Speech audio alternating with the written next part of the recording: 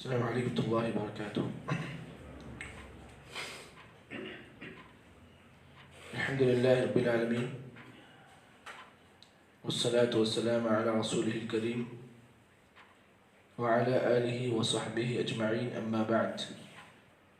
اعوذ باللہ من الشیطان الرجیم، بسم اللہ الرحمن الرحیم۔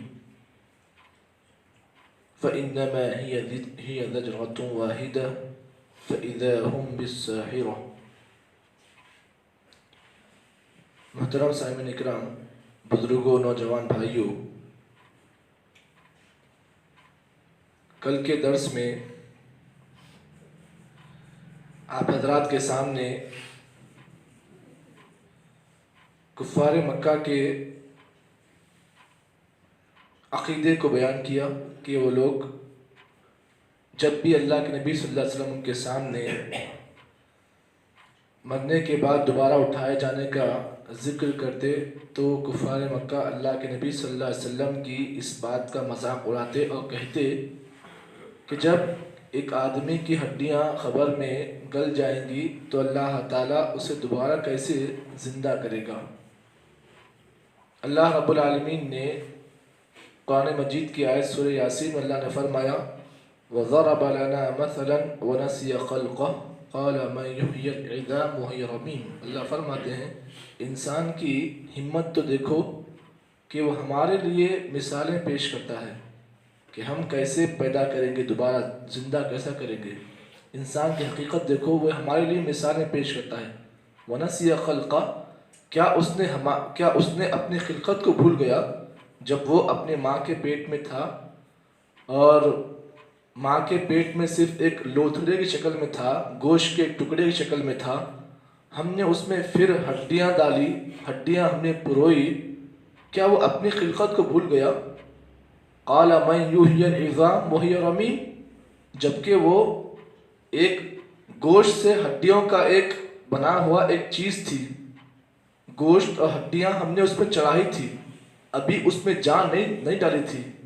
بتاؤ تو صحیح، کیا جب ہم نے اس کے اندر جان پھونکی، روح پھونکی، وہی رمیم، اس حال میں کہ وہ جب روح پھونکنے سے پہلے ایک مجسمہ تھا، خالی ایک گوشت اور ہڈیوں کا ایک بنا ہوا ایک چیز تھی، جب اللہ نے اس میں روح پھونکی تو انسان زندہ ہوا۔ تو کیا انسان اپنی خلقت کو بھول گیا کہ ہم نے اسے پہلی بار کیسے پیدا کیا؟ کیا ہم اس بات پر قادر نہیں کہ ہم اسے دوبارہ پیدا کر سکیں؟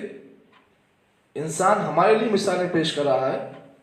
اللہ تعالیٰ نے کفار مکہ کے اس طرز کو دیکھ کر اللہ نے سورہ یاسین کی اس آیت میں یہ بات بیان کی، کہا وَضَرَبَ لَنَا مَثَلًا وَنَسِيَ خَلْقَهُ قَالَ مَنْ يُحْيِي الْعِظَامَ وَهِيَ رَمِيمٌ۔ اگر ہم اس میں جان نہیں ڈالتے تو اس کی حالت کیا ہوتی؟ صرف ایک ہڈیوں کا کوڑا رہتا جس میں تھوڑا گوشت، کچھ ہڈیاں۔ ہم نے کیا کیا؟ اس میں جان ڈالا۔ اللہ تعالیٰ قرآن مجید میں بے شمار ایسی مثالیں دے کر بیان کرتا تھا کہ انسان سمجھے کہ ہم دوبارہ زندہ کرنے پر قادر ہیں، لیکن انسان کی عقل کیا ہے؟ انسان کی عقل اللہ کے سامنے بہت بڑھ جاتی ہے۔ انسان کو سوچنا چاہیے کہ اللہ تعالیٰ جس نے ہمیں پیدا کیا، جس نے ہمیں زندہ کیا، تو کیا اللہ تعالیٰ دوبارہ ہمیں پیدا کرنے پر قادر نہیں ہے؟ بلا کیوں نہیں، اللہ تعالیٰ اس بات پر قادر ہے، وہ اس بات پر بالکل قدرت رکھ سکتا ہے کہ وہ دوبارہ ہمیں پیدا کرے، زندہ کرے۔ آج جو آیتیں میں نے آپ کے سامنے تلاوت کی ہیں، یہ سورہ نازعات کی آیت نمبر 13 اور 14 ہے۔ اللہ رب العالمین نے ان دونوں آیتوں میں اپنی قدرت کو بیان کیا۔ دیکھیے، اگر کوئی انسان اللہ تعالیٰ کی حقیقت کو جاننا چاہتا ہے کہ اللہ کون ہے، اللہ کیا چیز ہے، تو اسے سب سے پہلے اللہ تعالیٰ کی قدرت کا علم اسے ہونا چاہیے کہ اللہ کیسا ہے، اس کی قدرت کیا ہے، اس کا پاور کیا ہے، اس کا مین پاور کیا ہے۔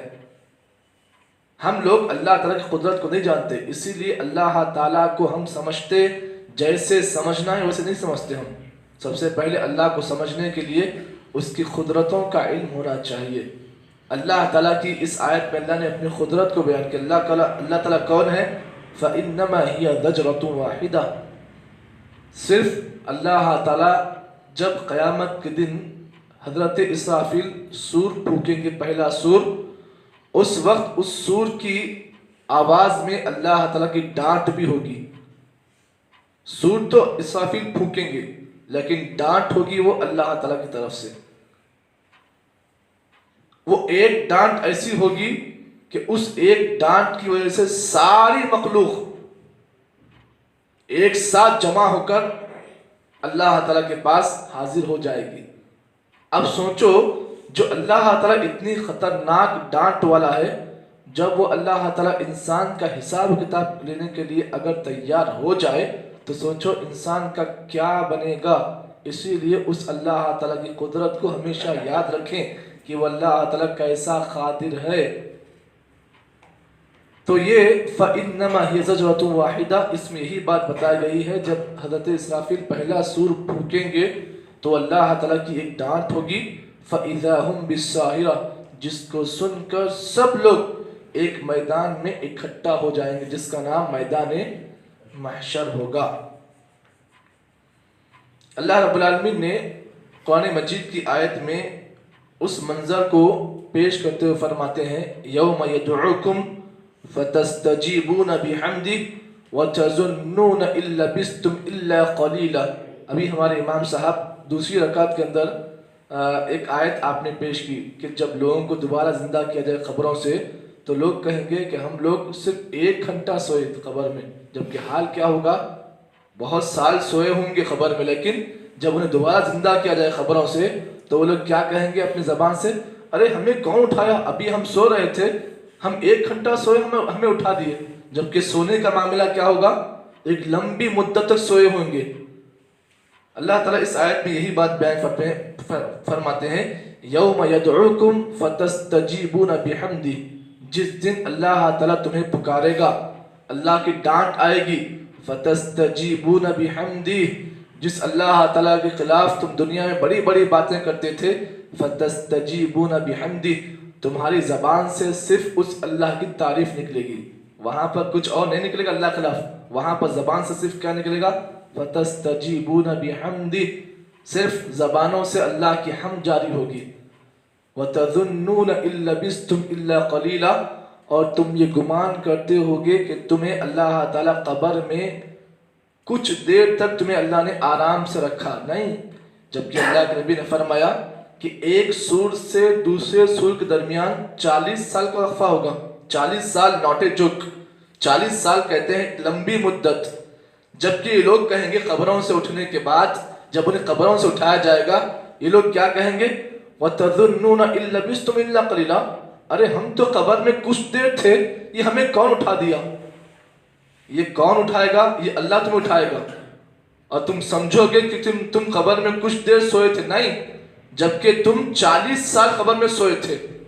ایک سور سے دوسرے سور کے درمیان کا فاصلہ اتنا ہوگا، تو بتائیے انسان کیا کہے گا، إِن لَبِثْتُمْ إِلَّا قَلِيلًا، بعض روایتوں میں آتا ہے إِن لَبِثْتُمْ إِلَّا سَاعَةً مِنَ النَّهَارِ، انسان کہے گا ہم تو دن کے کچھ حصے میں سوئے۔ اور اب آپ سورہ نازعات کی اسی آیت میں کہے، آپ دیکھیں گے كَأَنَّهُمْ يَوْمَ يَرَوْنَهَا لَمْ يَلْبَثُوا إِلَّا عَشِيَّةً أَوْ ضُحَاهَا، انسان کہے گا ارے ہم تو صرف دن کا کچھ وقت سوئے تھے یا شام کے وقت سوئے تھے ہم۔ جیسے کہ ایک انسان شام میں جب سوتا ہے تو کتنا سوتا ہے، دوپہر سے شام کا کتنا وقت ہوتا ہے، معمولی وقت ہوتا ہے 1 گھنٹہ۔ تو انسان ایسا کہے گا ارے ہم لوگ قبر میں سوئے ہوئے تھے بھائی، 1 گھنٹہ سوئے تھے، جلدی اٹھا دیا گیا ہمیں، جبکہ اور سونا چاہیے تھا ہمیں اور نیند تھی۔ تو یہ ان لوگوں کا جواب ہوگا جو قبر میں آرام سے سوتے ہوں گے۔ جبکہ ایک مومن قبر میں جب اسے ڈالا جاتا ہے تو مومن جب فرشتے اسے حساب کتاب لینے کے لیے آتے ہیں تو ایک نمازی آدمی، آپ جانتے ہیں نمازی انسان کا عالم یہ ہوگا جب قبر میں اسے ڈالا جائے گا مرنے کے بعد، آپ جانتے ہیں فرشتے جب اسے حساب کتاب لینے کے جب اٹھائیں گے تو وہ انسان فرشتوں کو اٹھانے سے پہلے اٹھے گا، کہے گا ارے نماز کا وقت ہو رہا ہے، مجھے نماز پڑھنا ہے۔ فرشتے کہیں گے نم کنومۃ العروس، جس طریقے سے پہلی رات سہاگ رات میں جس طریقے سے دلہن سوتی ہے نا ویسے سو جا، اب یہاں تجھے نماز پڑھنا نہیں ہے، تجھے یہاں نماز پڑھنا نہیں ہے، یہاں پہ आराम से तू एक दुल्हन जैसे सोती है वैसे सो जा तू।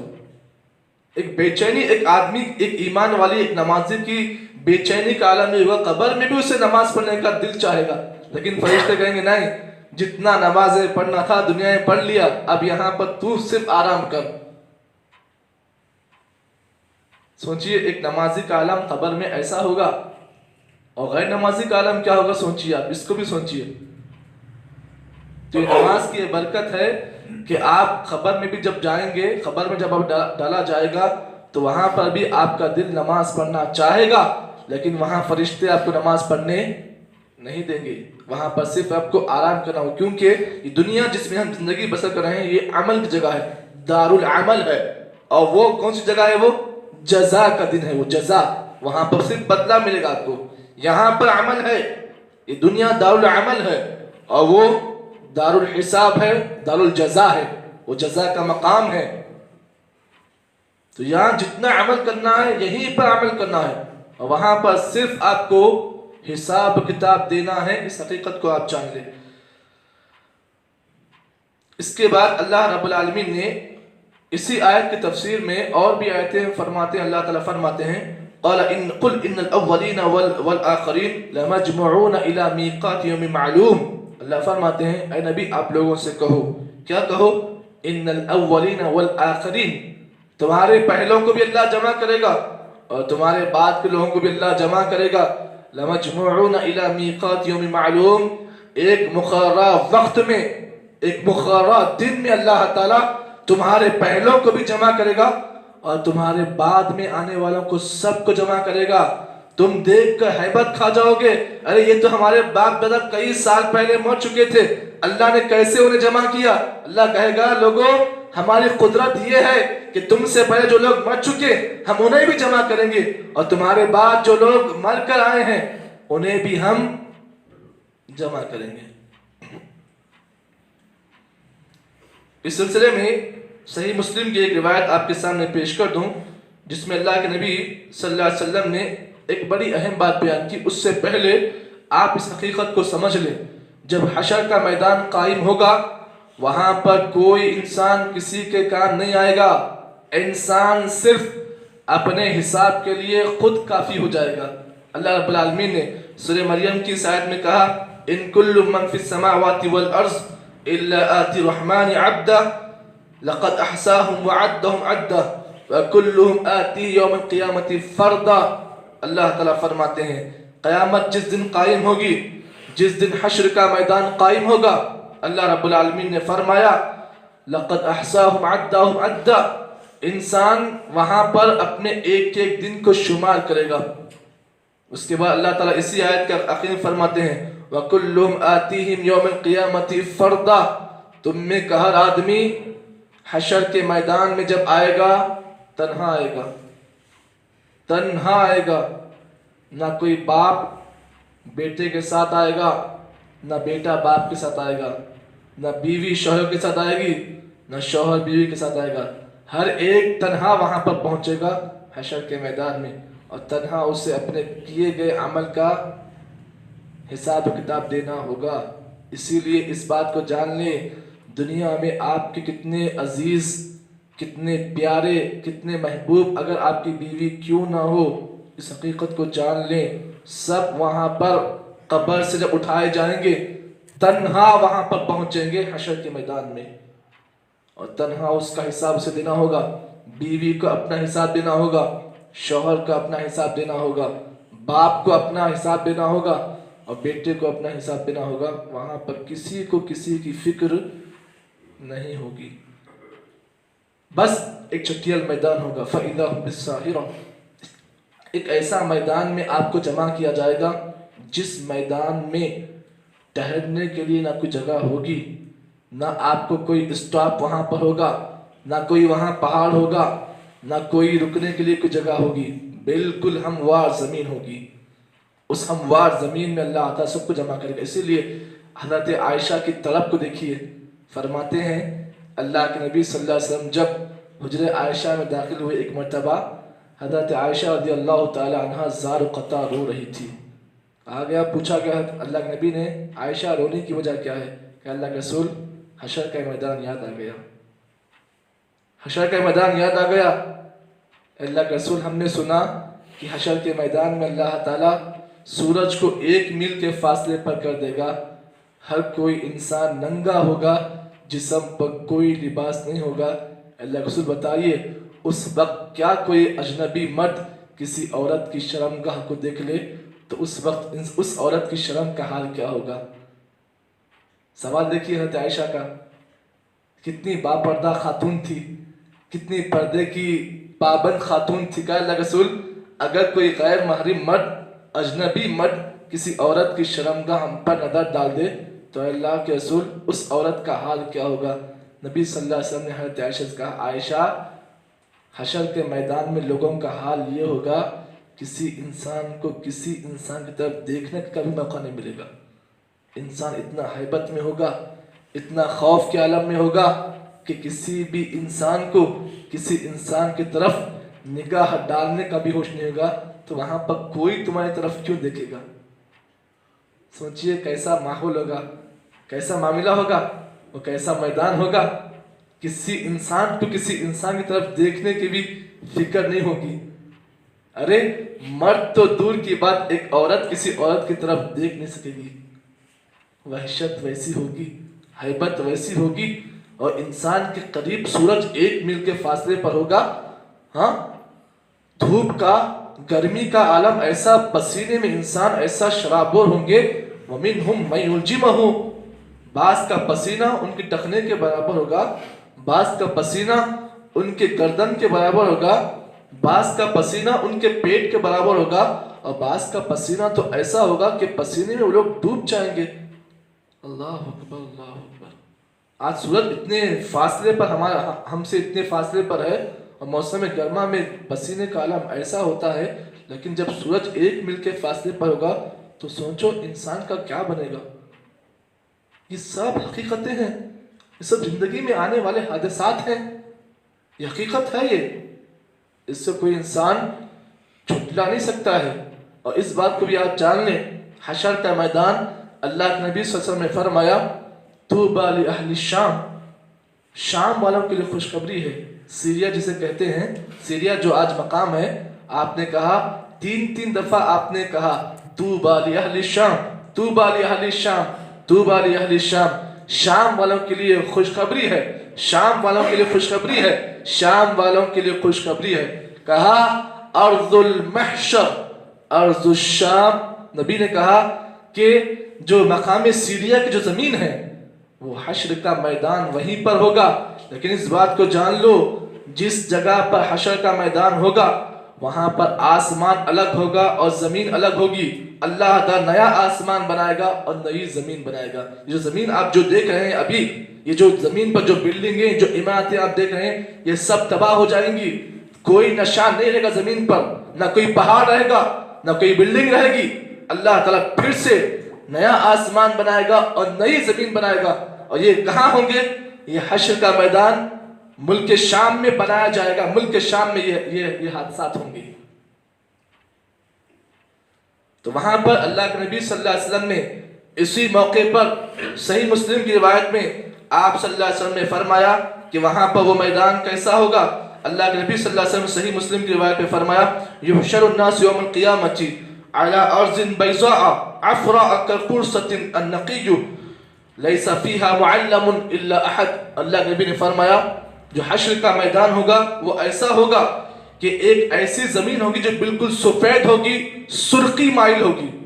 وہ زمین بالکل سفید ہوگی, سرخی مائل ہوگی. پھر اللہ کے نبی نے فرمایا اس زمین کا عالم کیسا ہوگا, جس طریقے سے دنیا میں تم دیکھتے ہو کہ گول روٹی جو بنتی ہے, روٹی, گول روٹی جو بناتے ہو, وہ زمین بھی ویسے ہی گول ہوگی, گول زمین ہوگی, جس میں نہ کوئی اتار ہوگا نہ کوئی چڑھاؤ ہوگا. وہ زمین بالکل ہموار ہوگی. معلوم یہ ہوا حشر کا میدان ایسا ہوگا جہاں پر اللہ تعالیٰ ایسے حادثات کو اللہ تعالیٰ لائے گا. تو اب اتنی باتیں سننے کے بعد ذہن میں بس یہ بات آپ اپنے ذہن میں پیدا کر لیں کہ وہ حشر کے میدان میں انسان اکیلا ہوگا، تنہا ہوگا، ہر انسان کو اپنا اپنا حساب دینا ہوگا. اور اس بات کو بھی جان لیں کہ اللہ تعالیٰ وہاں پر حشر کا میدان جو ہے ملک شام کی زمین پر اللہ تعالیٰ قائم کریں گے، اور بالکل نیا آسمان ہوگا، بالکل نئی زمین ہوگی جو ہموار ہوگی. اور اس میں عالم یہ ہوگا کہ وہاں پر انسان کو صرف اپنی فکر ہوگی. یہ تھی آج کی 2 آیتوں کی تفسیر جو میں نے آپ کے سامنے پیش کی ہے. اللہ سے ہم دعا کرتے ہیں جتنی باتیں بتائی گئی ہیں اللہ تعالیٰ ہم تمام کو حشر کے میدان میں اللہ تعالیٰ ثابت قدم رکھے. اللہ تعالیٰ ہمارا حساب کتاب آسان کر دے. اسی لیے ہمیشہ اللہ کے نبی کی اس دعا کو آپ ہمیشہ ورد کریں، اللہم حاسبنی حسابا یسیرا. اس دعا کو خود اللہ کے نبی کا پڑھا کرتے تھے اور صحابہ بھی ان دعاؤں کا ورد کرتے تھے، تاکہ اللہ تعالیٰ ہو سکتا ہے اس دعا کی برکت سے میرے اور آپ کے حساب کتاب کے معاملے کو اللہ تعالیٰ آسان کر دے. سبحان اللہ بحمدہ، سبحانک اللہم بحمدک، نشہد ان لا الہ الا انت، نستغفرک ونتوب الیک.